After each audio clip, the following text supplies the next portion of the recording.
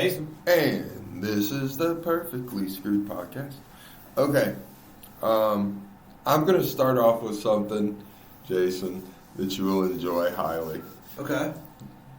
One of the best news stories I've heard in a while. Okay. It starts off, and anybody who's been on the internet recently has probably seen memes on this guy. He's a jackass. But it was funny what happened. Starts off in a Walmart in South Carolina. Where all great stories start off is in a Walmart. Oh, absolutely. Yes. So they're in the self-checkout lane. And you have this one guy checking out. The video starts. Well, you got this other guy who's in a, now, picture it, skinny black guy, parachute-type pants from the 80s, with a Michael Jackson red pleather jacket on. Okay. He's getting into it with this guy at the register. Yeah. He's getting into it with the guy at the register and pulls a knife. Okay. In the middle of Walmart. The guy at the register... Was it a knife he had on him, or was it a knife he was buying at No, Walmart? no. He pulled it out of his pocket. Okay. So it was a switchblade. Guy at the register takes a swing at him. Right? So this guy's waving the knife around at different customers talking about a bunch of crazy shit. Okay, so the guy takes a swing at him, tries to disarm him. He jumps back. Hold on, man. Hold on. I'm imagining this dude fucking moonwalking. And fucking, doing a spin with the fucking... Michael Jackson spin with the fucking switchblade. It's better. You ever seen the thing where Dave Chappelle kind of jumps back and does that move? Like to Eddie Murphy on The Nutty Professor? It's that one. That's what he does with the switchblade. The Dave Chappelle move from the Eddie Murphy Nutty Professor movie. Okay, so he jumps in the middle of this aisle, right? And he's sitting there swinging the knife at the guy. What he doesn't see is the guy behind him. So this other guy in the self-checkout lane grabs... Okay, do you know the little cones that hold up the ropes? Like the round, and at the bottom they have the big... He picks one up and knocks the shit out of this motherfucker in the back of the head. Yeah, knocks him clean cold out with a rope, like, thing. Yeah, I know what you're... Yeah. Yeah. Nice. Knocked the shit out of dude with a knife. Wow. Dude falls to the ground, clearly, and they disarm him. But, yeah, it was fucking hilarious, dude. He knocked the fuck out of dude. I mean, he didn't even just, like, kind of hit him from the side. He, over the top, swung this motherfucker and hit him in the back of the head, dude. Like a club. It's a dream scenario. It was the funniest thing I ever seen in my life. If you are standing there and there's a motherfucker literally fucking waving a knife around. Yeah. Threatening customers. Yeah. You are literally at liberty to grab whatever blunt object you can find. And you can kill this motherfucker. It's fine. He knocked the fuck out. Dude, he knocked him the fuck on his ass, dude. This dude dropped like a brick. You get what you get, man. Dude, it was funny. I had to watch that video 3 times because it was so funny. Oh, dude. I chuckled to myself completely. I was like, oh, that's the greatest thing in the world. Why is, because it's a real phenomenon. I mean... What? And as far as we know, as far back in time as history's been recorded, people like fucking violence, man. Oh, or people animals. get enjoyment out of watching a human being get knocked the fuck out. Well, we're That's animals. why UFC so popular, boxing so popular. You know what I'm saying? Well, we're Football. animals, and we suppress that part of ourselves, so we like to watch other people get knocked the fuck out. Because then you can watch the violence without actually getting hurt. Yeah. You know? Yeah. Yeah. If you participate in the violence, Makes sense. sometimes it hurts a little bit, you know? And you risk bodily injury and such. It's amazing, man. Like UFC fighters, that's an amazing thing to me. Yeah, yeah. Like, dude, that takes balls. Well, some of them are really good at it, too. Well, if you're in UFC, you're really good. But that doesn't mean you might not get knocked the fuck out. Yeah. All of them have been knocked out. Oh, yeah, yeah. Some of them get hurt really badly. So what else is going on? Walmart is Walmart's getting crazy, dude. A few months ago, manager walks in, shoots everybody. I mean, it's just getting nuts in the Walmart. Is it the best public fucking structure that's ever been done? I don't know. Well, I mean, you never heard this kind of thing. There isn't anything you can't get there. Oh, yeah. If you need it, you go to Walmart. You're probably going to find it. If you can't get it at the Walmart, you damn sure order it online. Right. Yeah. And then everybody says the same thing. You never go to Walmart and not see somebody that you know. Oh, yeah. Yeah. So if you're feeling down and lonely, you go to Walmart. I guess. You're going to run into somebody you know. Yeah, I normally see at least one person. Hopefully you like them, and they'll pep you up a little bit, right? But the other thing is, you're also, I would say, if you go to Walmart 5 times, at least once in the 5 times, you're going to see something that is worth telling a story about. Right? Oh, yeah. You're going to see somebody get knocked the fuck out. You're going to see somebody in a trench coat. You know what I mean? Fucking frame a black family. Yeah. The fat girl with no panties sitting down on the ghost scooter. I've told you about that story, didn't I? What is it? I never told you about the time I saw the really large woman with, like, no drawers on and the little skirt bent over. I've never explained this story to you. I don't think so. Good God, man, this happened like 8 years ago. But that's another thing you're bound to see at Walmart is overweight people with clothes on too tight. Well, I felt bad for the person that had to use the scooter after her. Okay, look. She was... Hopefully they sanitize. Yeah, she was a very large woman. Very large. Four bills? Oh, yeah, she was big. Yeah. And she got off her rascal that they provided at the Walmart door there. Jesus.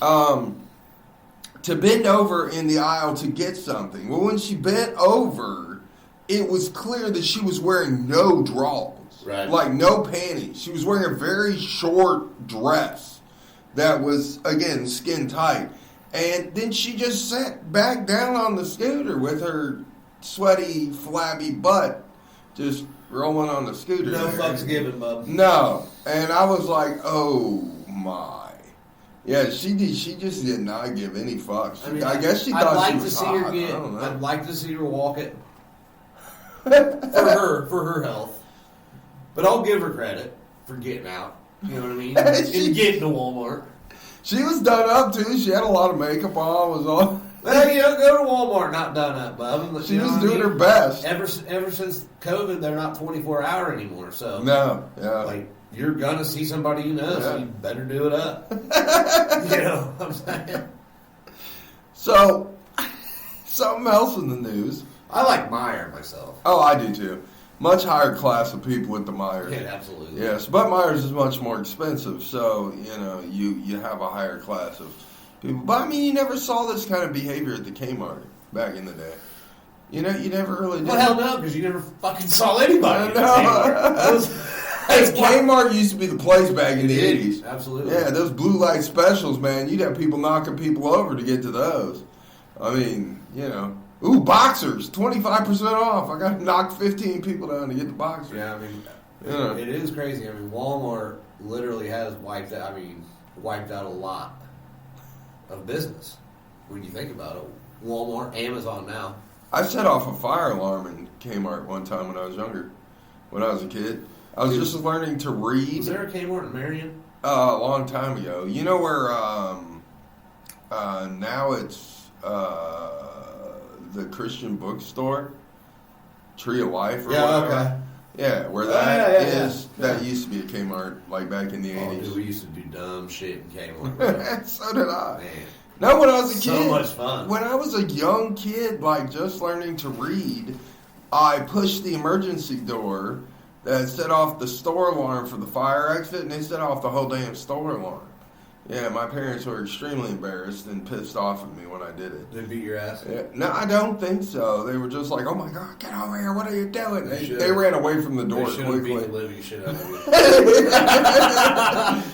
Probably would have taught me better now. You'd be a much different Brian. Yeah, I didn't get beat enough in life. That's why I do a podcast now, guys. But what else in the news? Oh yeah, 7-Eleven. 7-Eleven now delivers. Really? Yeah. Yeah, Genius. they do Genius. delivery, and they have for a small fee, they'll deliver whatever you want, including their hot food. They deliver the Tornadoes and their $5 pizza pie and all that for a small fee. Or you can sign up for their 7-Eleven Gold account, and if you pay a small fee every month, you can get 7-Eleven delivered for free. They'll even deliver beer and shit with ID. I mean, dude, it really is kind of crazy if you think about it. That you can't get off your ass to go to a convenience store 2 blocks away. Well, it just seems it seems perpetrated to me, man. Like, I mean, first was COVID, dude, where everybody literally got locked up. Yeah. And now, literally, if 7-Eleven's delivering, it's just a matter of time before everybody is. Speedway's delivering. Oh, yeah. And Circle K's, McClure's, they'll all be delivering very soon. Which means literally there's nothing you have to leave your house for. Well, I mean, really, at this point, you don't really have to leave your house for anything anyways. I mean, with DoorDash and everything else, Right. you don't have to go anywhere. And some people even work from home, so really, That's what I'm saying. yeah. There's people that don't even have to leave their house to actually go to work. They just get up in the morning and go log on with the computer and, I mean, if the podcast ever takes off to the point where we make enough money to actually live off of it, I'll never leave the house. I mean, there's no reason to. I'll have my workout I center don't know, there. man. I like being out sometimes, you know. I'll go out to the porch. I don't necessarily, I don't necessarily mean out in public, I guess. Yeah. But out in people nature, irritate me. You know what I mean? Walking, I like walking, being outside. I mean, I have a backyard. I can walk around, come back in, And It just seems unnatural, I guess. The trail is right down the road for me, so I could walk the trail. We have a trail here in Marion, for all of you don't know. Yeah, they go through the woods. It used to be an old railroad track. They converted it into like a walking trail through the woods here in Marion. So yeah, pretty but nice. if you didn't work outside the house and you didn't go out shopping, and out to eat or take the kids out to do whatever, I mean. I couldn't do it. I just don't understand. Yeah, it just doesn't. It's just not a good existence to me. I lied to myself when I say I wouldn't leave the house because that's a lie to everybody. Because the truth is, it would drive me crazy within days. Yeah, like literally days. Because I've had 5 days off from work before, where I got to the point where I'm like, motherfucker, if I don't get back out of this house, I'm gonna go crazy. Right. Yeah, I couldn't do it. No, I couldn't either. No, not really. I say it, and it's a pipe dream. Within days, I'd be bored out of my mind. Right, it's cool for 5, 6, 7 days. Yeah, that's like rich people. I understand why really rich people start buying useless shit. Because after a while, you just run out of shit to do and buy. Yeah. Really, you do. I mean, how many cars can you own? It's boredom. Yeah, how many cars can you own? How many houses can you own? I mean, you just get bored after a while. Right. If you're so rich that you have so much money that you can do literally anything, then after a while, you've done everything. So what the fuck is there to do? It's only poor people that sit there and dream, if I was rich, I'd do this, this, and this. Yeah, and you'd get bored within a year. I mean, it's because it comes back to the same thing, whether you're rich or whether you have nothing. It's what do you love to do that nobody has to pay you for? Nobody would have to pay you to do this. What is it? Well, what we're doing right now. Right? You know what I'm saying? Because nobody pays us really to do this. It's like if you have nothing, then you might as well just do whatever it is that you love to do the most and see if you can't, get any financial gain off of it. But the same thing, like if you have more money than you know what to do with, I would say that means you're buying useless shit, you're bored. Yeah. Well, what do you need to do? Well, you need to find what it is that you love to do and do it. Well, I guess, truthfully, if I was rich, I would probably do this just on a much larger scale. Right. With all the equipment. Oh, yeah, Which all this is the how equipment. the rich get richer. Yeah, I would do it with all the equipment, and I would do extremely outrageous live shows and get insane you stuff. could market it, and Oh, yeah. it would be a huge moneymaker because you had the money to back it. Yeah, that's the problem, is that it would make more money because of the money I would be 100%. putting into it, yeah. And I would be doing it because I enjoy This it. but- this is the game. This is the part of the game that we are not taught. Oh, yeah. Right? Rich get richer and poor get poorer. I mean, everybody's heard that saying, but nobody breaks down what it means. Well, it means exactly what we're talking about right now. Well, actually, the rich are having a real problem right now. Have you heard about this? Capitalism is having a serious issue. Which, I mean, eventually... Who saw that coming? Yeah. Eventually, capitalism was going to hit a wall. See, what happened was, for all of you who don't know about capitalism, and actually that kind of ties into what we're going to talk about a lot. Absolutely. Yeah. But it's everything. Yeah. But capitalism, the problem with capitalism is you have your one percenters. Okay? And your one percenters are the people that make everything. The corporations. The rich people. So you have your 1%ers, and they make all the products for the other 99% of the population. Well, see, back in the 50s, 60s, the 30s, the 20s, it was kind of like this. The 1%ers gave enough money to the other 99% to buy the shit so that they could stay rich. Right. But then they got greedy. And what they started doing is wages right around 1970 started to level off. And they didn't keep up with inflation. And they stayed level through the 70s, 80s, 90s, 2000s, into today. And what is starting to happen is that the 1%ers have nobody to sell to. Because the 99% doesn't have the money to buy what they're making anymore. So that's the big problem. That's why car companies are in extreme problems right now.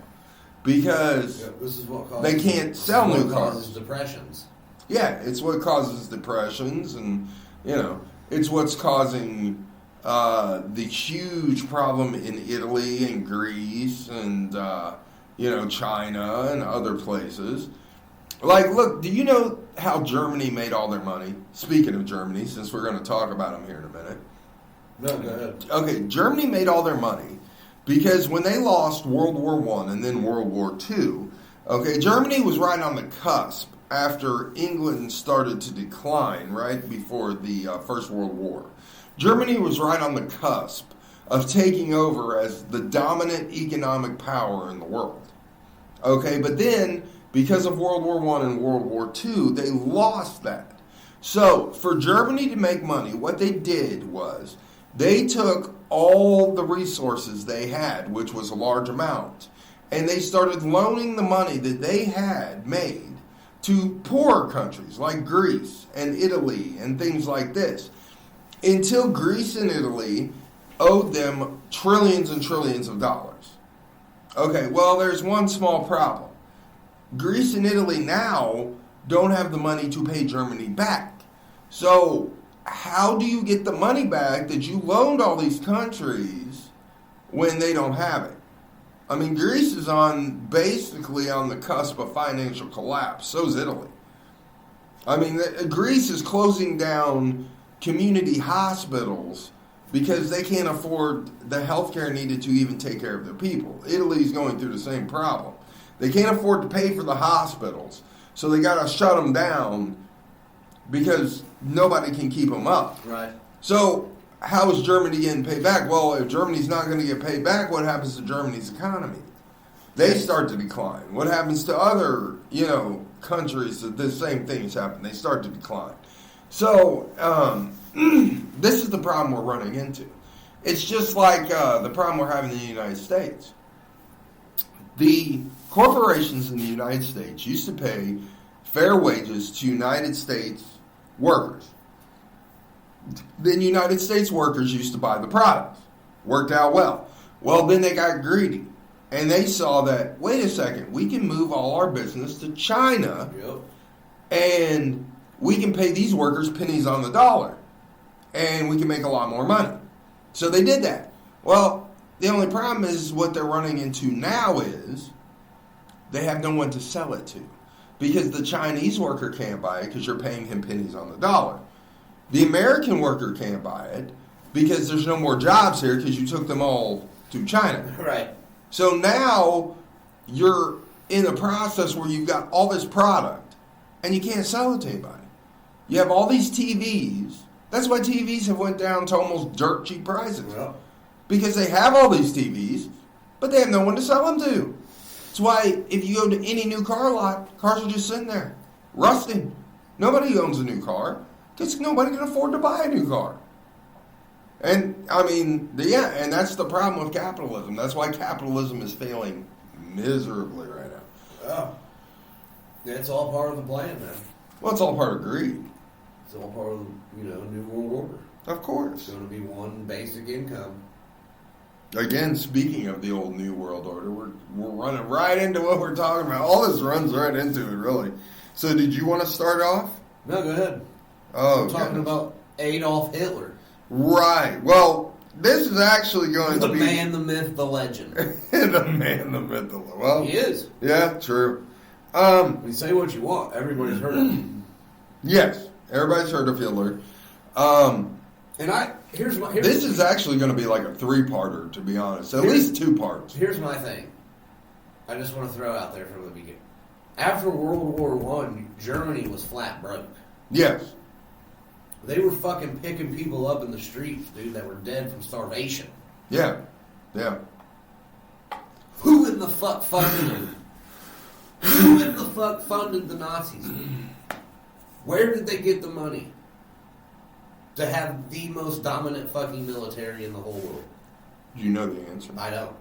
Well, it just seems very interesting. Maybe we'll find out. So let's start off. Hitler was born in 1837 and lived, as far as we know, to 1903. So his father was Alois Hitler. Adios. And he was the illegitimate child of Mary Ann Schicklgruber. Schicklgruber. So, illegitimate meaning what? Bastard? Yeah, bastard. Okay. Well, see, Alice was Mary's uncle. Alice. Yeah, Hitler's father had sex with his niece. And that's how Hitler was born. Hitler was inbred. Hitler was inbred, yes. Okay. Yes. She had sex with her uncle. Yes. Nice. So, the baptismal register did not show the name of the father. And Alois initially bore his mother's surname, Schicklgruber. Yeah. Well, see, his original name wasn't Adolf. It was Alois. You get that, right? Was it? Was his last name Schicklgruber? Yeah, originally. You're fucking lying, dude. No, I Where swear did you to read God. this is horse shit. No. Alois Schicklgruber becomes Adolf Hitler? Yeah. Well, bullshit. His original name was Alois Hitler, but that was because he was illegitimate and his father was his uncle. They just picked his great uncle. Just pick it out of a hat? No, later on they found out who his dad was. Oh. But, yeah, his mother was married. Maybe I didn't explain that well. I tried to say, okay, Alois was not his father. Alois was him. A-L-O-I-S. Alois. Alois. I guess you would say Alois. Alois? Alois? Anyways, Hitler's real name is Alois. Okay. Schicklgruber. Okay. Yes, his name was Schicklgruber, sir. So his dad, he wasn't born from his dad and his niece. Yes. Yes. Man. His dad was his uncle. His mother was his dad's niece. and his father was basically Hitler's great uncle. Okay, are we all caught up now? I think so. Okay. I hope so. So, in 1842, Johann Georg Hitler married Alois's mother. Alois was brought up in the family of Hitler's brother, Johann. Nope. Oh my God! These names are fun. Johann Nepomuk Hitler. In 1876, Alois was made legitimate and his baptismal record, anointed by a priest to register Johann Georg Hitler as Alois's father, recorded as Georg Hitler. Get it? So they recorded the name as Georg Hitler instead of Georg Hitler. That is when Alois assumed the surname Hitler, also spelled Heidler, Hutler, Huckler. Holy shit. The name is probably based on the German word hut, and likely has the meaning of one who lives in a hut.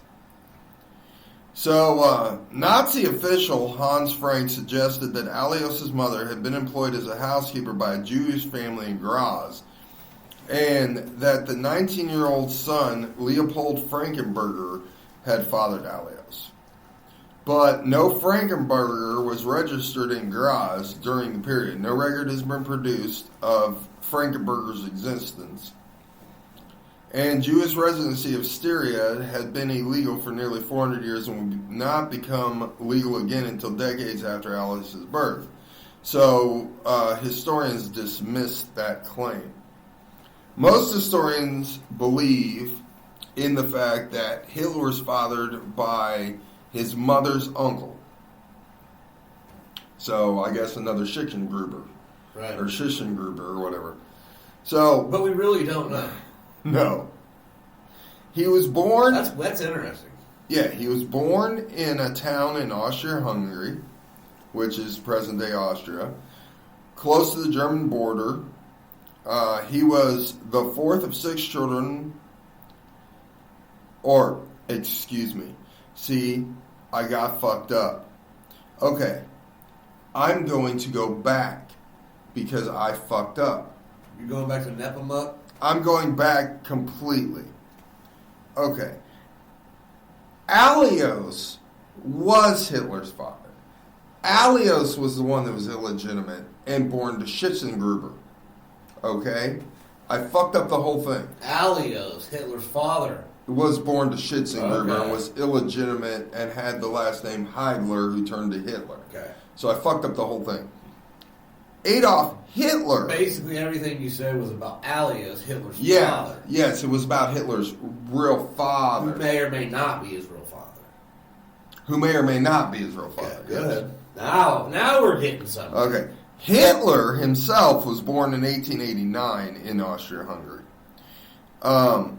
He was fourth of 6 children born to Alois. And damn. Yeah. Alois is busy. And his third wife, Carla Poles. 3 of Hitler's siblings died in infancy. Damn. Also living in the household were Alois's children from his second marriage, Jesus. Alois Jr. and Angela. When Hitler was 3, the family moved to Passau, Germany. Now, see, again, Clara Poles was Alois Hitler's niece. Okay, so that clears that up. So Alois, if he was Hitler's real father, was Hitler's... Which sounds like he may have great fathered uncle. up all of fucking Germany, dude. Spreading the seed all over the fucking place.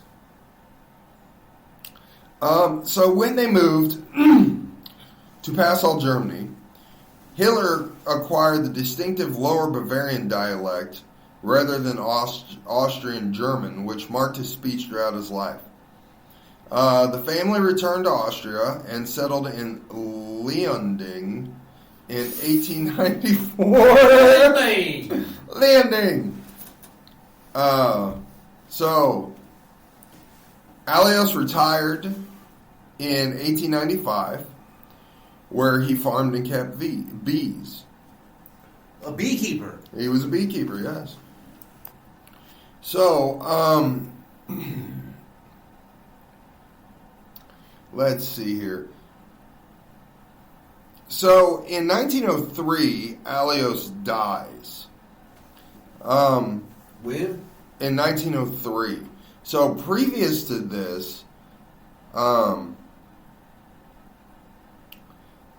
he was, Hitler's father had made a successful career.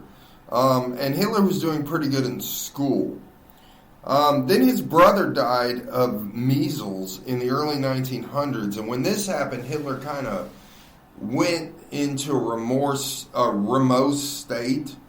Became very sad a lot of times, started fighting with teachers. And his school... His brother died of measles. Yeah, in 1900. Yeah, I mean, that's understandable. Yeah, and it screwed him up pretty bad.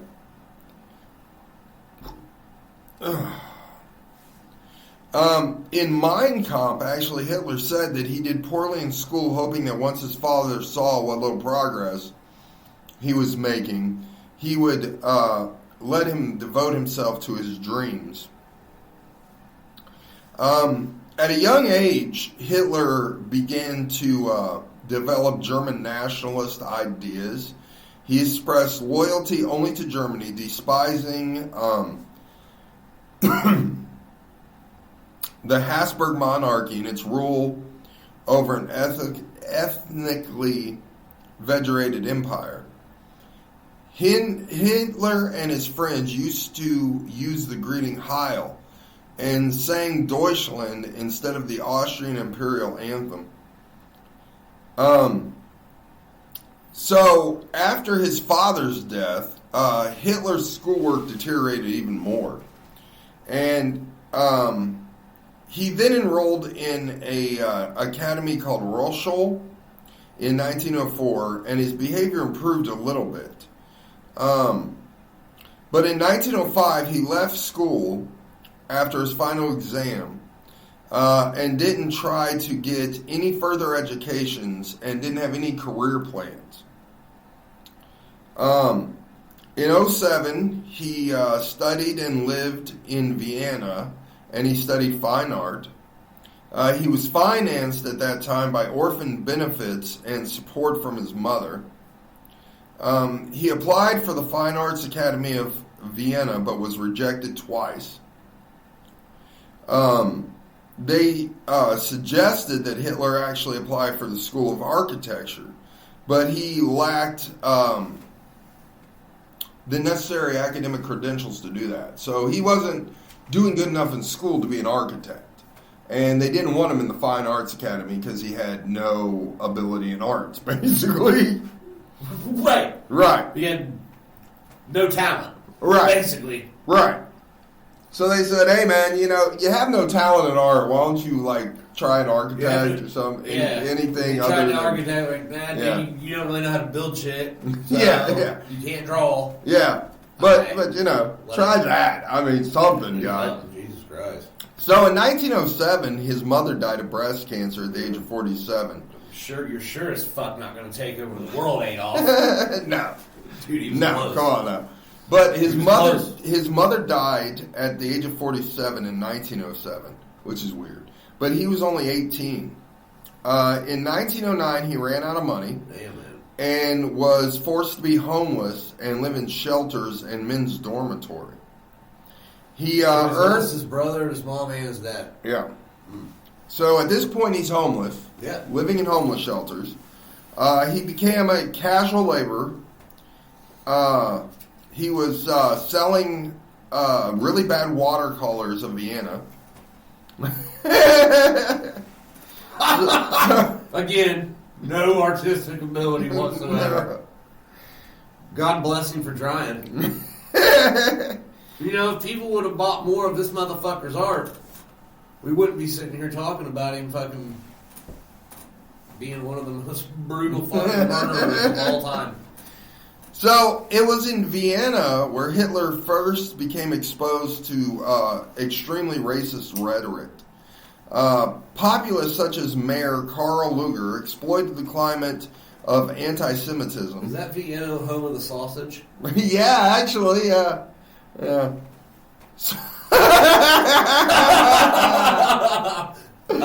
And Hitler probably about the size of Hitler's dick. Yeah, probably. So at the time, the mayor there in Vienna was exploiting the anti-Semitism movement and occasionally espoused German nationalist notions for political effect.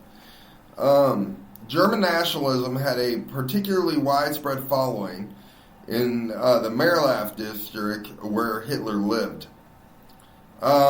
George Ritter von Schnur, I don't know how to say his name. Schnorner? Sure. He became a major influence on Hitler. And Hitler also developed an admiration for Martin Luther, which we all know Luther with his ideas about Protestantism, and we did a whole episode on Luther and his crazy nut bags where he just threw out books of the Bible left and right and said, "Hey, we don't need that one." So he also read local newspapers that feigned prejudice and played on Christian fears of being swamped by an influx of European Jews. He read newspapers and pamphlets that published the thoughts of philosopher and theologians such as Houston Stewart Chamberlain, Charles Darwin, Friedrich Nietzsche, Gustav Le Bon, and Arthur Schobner. The origin and develop of Hitler's anti-Semitism remains a matter of debate. His friend claimed that Hitler was a confirmed anti-Semite before he left Linz. However, historians claim as problematic that this is problematic. While Hitler states in Mein Kampf that he first became an anti-Semite in Vienna, many of his friends disagree. They said Hitler had dealing with Jews while living in Vienna. Historians now generally agree that his notorious murderous anti-Semitism emerged well after Germany was defeated in World War I as a product of the paranoid stabbed-in-the-back explanation for the catastrophe. Hitler received the final part of his father's estate in 1913 and moved to Munich, Germany, where he was conscripted into the Hungarian army. He journeyed to Salzburg on the 5th of February 1914 for a medical assessment and was deemed unfit for service. So he couldn't even join the army. Right. Yeah. So then he returned to Munich. Hitler claimed that he did not wish to serve in the army because of a mixture of races in its army, and he believed the collapse of Austria-Hungary was imminent. Now, 1914... But he does end up serving, right? In 1914, at the outbreak of World War I, Hitler was living in Munich and enlisted in the Bavarian army. According to a 1924 report by Bavarian authorities, allowing Hitler to serve was almost certainly an administrative error. Since he was an Austrian citizen, he should have been returned to Austria. But he was posted to the Bavarian... I can't even get by it. It was administrative error. We fucked up, guys. We weren't really supposed to let him serve. But fuck it, he's there now. Let him go. Got a gun, give it to him. Right. So he went to the Bavarian Reserve Infantry. He served as a dispatch runner on the Western Front during World War I in France and Belgium. Spending nearly half of his time at the regimental headquarters, well behind the front line. So he never even really saw combat. He was just, basically a secretary. Right. Let's put it nicely. Although he was at some battles. He was at the First Battle of Ypres, the Battle of Somme, the Battle of Arras, and the Battle of Passchendaele and was wounded at Somme. He was decorated for bravery. He received the Iron Cross, second class, in 1914 on a recommendation from his lieutenant. So he was active. Yeah, and the funny part Decorated. is his lieutenant was a Jew. Really? Yeah. The one that nominated him for the Iron Cross and gave him all these praises and got him like all the praise and notoriety was a Jewish commander named Hugo Gutmann. Yeah. If you would have only known, you know. Yeah. And it was a rarity that this was something rewarded to Hitler's rank. So he must have really, really liked him. He received the Black Wound Badge on the 18th of May, 1918. And see, this shows you that he had potential to be a great soldier, a great politician, a great warman. And if it wasn't for the crazy inbreeding, things might have went a whole different way for this guy. Well, I mean, he was on track, living a good life, and then just, insanity kicked in somewhere. Yeah, but I mean, this dude was the fucking head of, like I said, man, the greatest fucking military brigade at that time. Yeah. So Hitler was described as he described the war as the greatest of all experiences and was praised by his Jewish commanding officer for his bravery. His wartime experience reinforced his German patriotism, and he was shocked when Germany's capitulation in November of 1918. He was bitter over the collapse of the war effort, and that started to begin to shape his ideology. He believed that the German army, undefeated in the field, had been stabbed in the back on the home front by the civilian leaders, the Jews, the Marxists, and those who signed the armistice to end the fighting, later dubbed the November Criminals. The Treaty of Versailles stipulated Germany had to relinquish several of its territory. Several of its That was territory. two back-to-back shots right God damn. there. For anyone out there still playing the drinking game. If you're playing the drinking game, anytime I fuck up a word like I just did. You just fucked up two in a row because you fucked up Yes. several and said Chevrolet and Terrashories. Yeah, Terrashories. And those were the... I mean, take those two I've been shots. doing good. There's been a couple I've let slide. Yeah, you've let a few slide, and I've been doing pretty well. Yeah. Not this episode. Well, you got a lot of fucking German. Yeah, a lot of German That's words. A lot of shit. It's fucking me up. Schickelburgers and Franken. Yeah, I know. So if you're playing the drinking game, I just want you to know. It's not the easiest language. No. Although several in territory is English, so go ahead. Yeah. Doing the German words just fine. The English ones, on the other hand, not so well. So, anyways. So basically, Hitler is, had a rough childhood, rough bringing up, lost his brother, his mom, his dad. He was homeless. Joined the army. He's decorated. Now he's pissed because of the Treaty of Versailles. Right. Okay. So, let's talk about his... Sex, baby. Let's talk about you and me. Let's talk about Hitler getting down on her and fucking... Anyways. Yes. So, after the war, he returned to Munich. Without, of course, any formal education or career prospects, he remained in the army. Because what choice did he have? Right. I mean, he couldn't fucking paint, he couldn't draw, he couldn't build. Right. Hell, the only thing he had was the army, and that was an administrative. Yeah. So in July 1919, he was appointed an intelligence agent of a Renaissance. Yeah. Rebirth. Oh, God. Renaissance. Reconnaissance.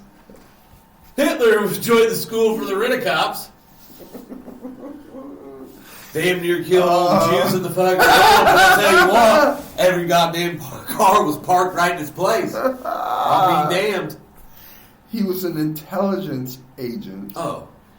Well, that's a far cry. Reconnaissance unit. Oh, okay, I got you. I see the confusion. That's a shot, folks. Oh, that's a shot. All day long, that's a shot. Okay, he was assigned to influence other soldiers to infiltrate. Mm-hmm. Almost fucked it up. Almost. The German Workers' Party. On September 12th, 1919. So we're talking about a union, basically. Yes. The German Workers' Party was the DAP union. So in 1919, Not the party... to be confused with the DP union. Yeah, the Deep Penetration Unit. American now, which, everybody knows stands for double penetration. Double if you work in America, you know exactly what I'm talking about. Yes. How you feel every day when you clock out. Or clock in. Doubly penetrated. So, the party chairman was so impressed with Hitler's speaking skills that he gave him a copy of his pamphlet, My Political Awakening, which contained more anti-Semitic, nationalist, anti-capitalist, and anti-Marxist ideas. On the orders of his army superiors, Hitler applied to join the party, and within a week was accepted as a party member. So, sorry to interrupt, but I just want to get this out there. Because you opened the show today talking about all the problems that are about to stem from capitalism. Mm-hmm. Hitler was against capitalism. Yes. Okay. And Marxism. Gotcha. Which is what, basically the communism. same thing. No, Marxism is communism. He was against communism also. So he's against communism and capitalism. So what is he? Well, he was a dictator. So. But our capitalism and communism are completely opposite. Correct? Yes. Well, then you gotta fucking pick one, right? You can't. Well, I guess he had his own ideas. I don't know. Well, what the fuck? What? Well, yeah, I guess. Yeah. Kill all the fucking capitalists. And the Marxists. Kill them all. Yeah. I mean, he obviously was against capitalism and communism because when he initiated a war, he went against all capitalist and communist governments. I mean, you got to remember, Russia was right there with us in World War II, you know, because Hitler was trying to invade Russia also. Yeah, I guess I don't know what his philosophy is then. You know what I mean? What exactly he was trying to get at, other than just pure power and dominance. Hitler argued that the aim of the government must be unshakable by the removal of all Jews altogether. Man.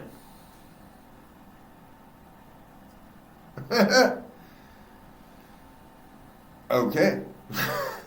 So, one of it the... almost seems like we're talking about a wiping out of people, like like population control. Yeah. So, Hitler was a member of this DAP, and Hitler met a guy named Dietrich Eckart, and it was one of the party's founders and a member of an occult called the Thule Society. Eckart became Hitler's mentor. Occult means hidden. Yes. That's it. Yep. And he introduced Hitler So we're talking about a secret society. A secret society, yes. So he introduced Hitler to a lot of Munich society. And to increase the appeal of the DAP, it changed its name to National Socialist German Workers' Party. Yes. So, also known as the Nazis. Nazis, yeah. So, Hitler then designed the party's banner of a swastika. Socialist. What's a socialist? Yes. Nazis were socialists. Socialists believe that the government controls everything and that they take basically, okay, socialism is this. in a nutshell. The government gives you health care for free, gives you college for free, gives you housing for free, gives you food for free, but they take all your money. The political and economic theory of social organization, which advocates that the means of production, distribution, and exchange should be owned or regulated by the community as a whole. Yes. So a real democratic and pluralist left party, one which unites all those who believe in. Oh, okay. So socialism basically is America. No. Socialism is Canada, France. There's a bunch of socialist governments. Socialism is this. Okay, if the government paid for your college, or my college, if we wanted to go to college, okay, but our taxes pay the government.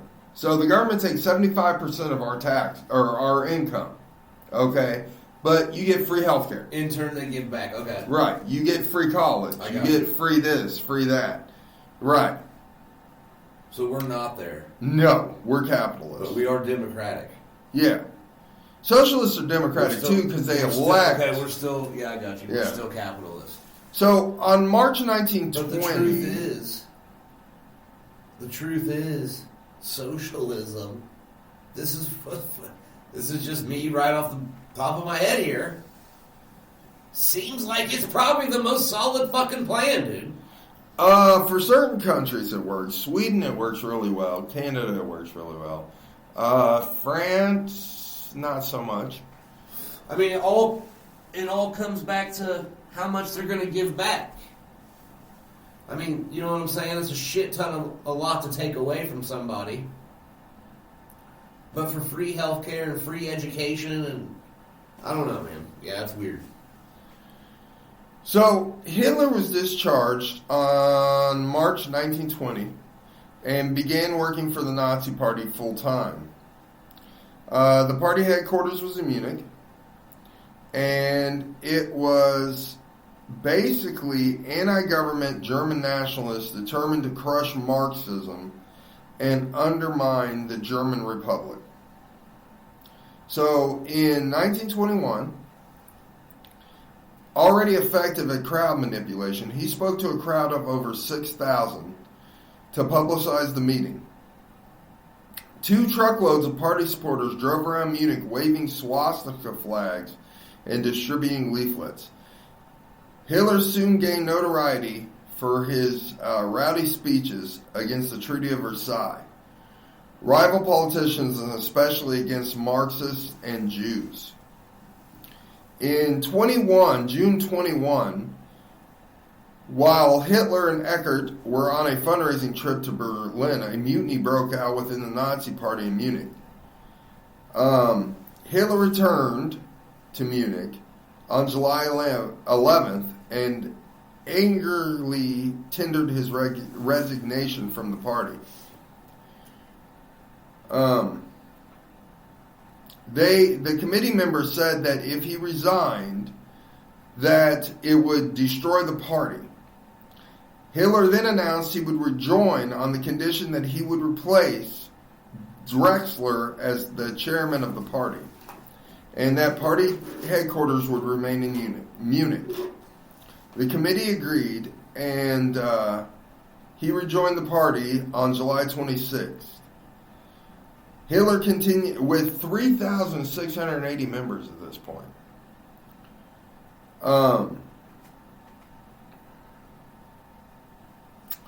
So a lot of people tried to attack Hitler when he was head of the party. They printed leaflets and stuff trying to throw Hitler out. But he was such a good speaker. He could speak so well and so eloquently that he kind of pulled people to his side. And he would speak to the common man in these beer halls, and he would talk them into joining his Nazi party. So, Yeah, and you're talking about, people that are already up in arms, dude. They're, you know what I mean? Mm-hmm. In complete devastation. There's no money in the country. Right. No fucking jobs. Everybody's struggling, yeah. And now you got this dude ranting and raving about this brand new system, man, and it sounds terrific. And see, the thing was, Hitler didn't really have what you would consider a coherent ideology in any of this. Right, yeah. Right. He would go to these places, and what he would say is, the Treaty of Versailles was bullshit. That's why we have no money, because we surrendered to these capitalist pigs and these Marxist pigs. Yeah. Right. So what he would do is he would talk to the common man, kind of like what Trump did on his first election. But he would talk to the common guy, and he'd say, you want to make Germany great again? Yeah. Well, here's what the problem is. Right. The Jews conspired to get us thrown to the wolves. And then we had to give up because of the Jewish conspiracy. And then he would say ideas that would oppose the Treaty of Versailles. That capitalism was distrustful because they stabbed us in the back. That Marxism was distrustful because, again, they stabbed us in the back. And then he would add some socialist ideas in here saying that, you know what, if you join our party, what we'll do is we'll take care of you. You give us your money, what we'll do is we'll make sure, you're taken care of, you live a better life if you just trust us. Yeah, of course, right. Yeah, you work for us, we're going to pool everybody's money together, and everybody's going to be treated equally, basically, you know what I mean? Mm-hmm. And yeah, of course it sounds great at that time. Mm-hmm. That, that's the type of person everybody's looking for. So in 23, he enlisted the help of a general, Erich Lundorf, and he attempted a coup known as the Beer Hall Putsch. So he modeled it after the policy of Mussolini's March on Rome in 1922. He staged this coup in Bavaria to be followed by a challenge to the government in Berlin.